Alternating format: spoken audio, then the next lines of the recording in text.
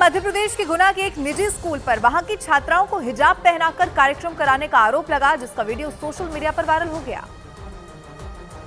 जिसमें स्कूल के सांस्कृतिक कार्यक्रम के समय छात्राएं हिजाब पहने नजर आई, जिसके बाद एबीवीपी यानी अखिल भारतीय विद्यार्थी परिषद और कई हिंदूवादी संगठनों ने हंगामा कर दिया और उनके कार्यकर्ताओं ने स्कूल पहुंचकर जोरदार प्रदर्शन किया और उन्होंने प्रबंधन के खिलाफ कार्रवाई की मांग की। जिन लोगों ने कार्यक्रम में सहभागिता लिया उनको तुरंत प्रभाव से निलंबित करने के लिए मांग की। हालांकि हालात बिगड़ते देख स्कूल प्रबंधन ने घटना पर माफी मांगी और स्कूल की प्रिंसिपल को पद से हटा दिया गया। लेकिन दुश्मन मुल्क वाले बयान पर मचे बवाल के बाद पाकिस्तान क्रिकेट बोर्ड के अध्यक्ष ज़का अशरफ के सुर बदल गए, जिसके बाद भारत की तारीफ में उन्होंने एक बयान जारी कर दिया और उन्होंने वर्ल्ड कप के लिए भारत पहुंची पाकिस्तान क्रिकेट टीम के शानदार स्वागत की प्रशंसा की। इसके साथ ही ज़का अशरफ ने यह सफाई दी कि वो भारत और पाकिस्तान की टीम को एक प्रतिद्वंद्वी के तौर पर देखते हैं, न कि दुश्मन के तौर पर।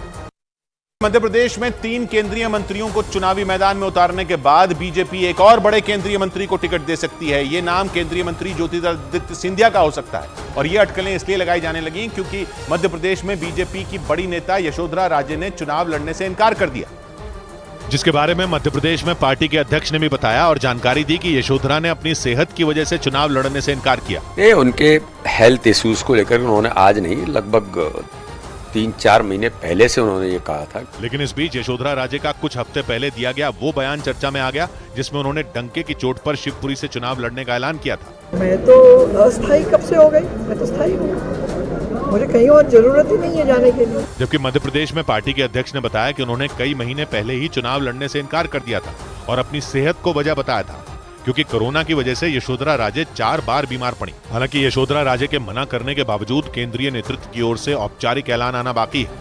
और उधर अफ्रीकी देश लीबिया के तट के पास भूमध्य सागर में एक नाव पलट गई, जिसमें करीब 50 लोग सवार थे। बताया गया कि वो लोग समुद्र के रास्ते बिना दस्तावेज के अफ्रीका से यूरोप जाने की कोशिश कर रहे थे, लेकिन बीच रास्ते में लीबिया के कोस्ट गार्डों ने उन्हें रोकने की कोशिश की और उनका पीछा किया।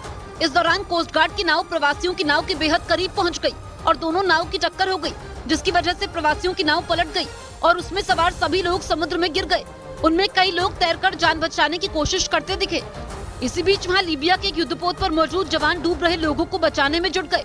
बताया गया कि हादसा इस वजह से हुआ क्योंकि उस नाव पर जरूरत से ज्यादा लोग सवार थे। क्योंकि मध्य प्रदेश की शिवपुरी सीट को बीजेपी का गढ़ माना जाता है, जिस पर बीजेपी का 25 साल से कब्जा है। इस सीट पर बीजेपी 1993 से लगातार जीत रही है और यशोधरा राजे शिवपुरी सीट से 4 बार विधायक रहीं। वो इस सीट से 1998, 2003, 2008 और 2018 में चुनाव लड़ी और जीती। 2018 में उन्होंने कांग्रेस के उम्मीदवार को 28,000 से ज्यादा वोटों से हराया था। यही नहीं, वो मध्य प्रदेश की खेल मंत्री भी हैं और ग्वालियर से 2 बार सांसद भी रह चुकी हैं। लेकिन इस बार उन्होंने चुनाव लड़ने से मना कर दिया। सूत्र बता रहे हैं कि वो 1 साल का ब्रेक लेना चाहती हैं, जबकि इससे पहले खबर आई थी कि यशोधरा राजे अपनी सीट बदलना चाहती हैं, लेकिन अब तो चुनाव ही नहीं लड़ना चाहती। और ये खबर ऐसे समय आई जब सूत्रों ने खबर दी कि 1 अक्टूबर को अमित शाह भोपाल का दौरा कर सकते हैं।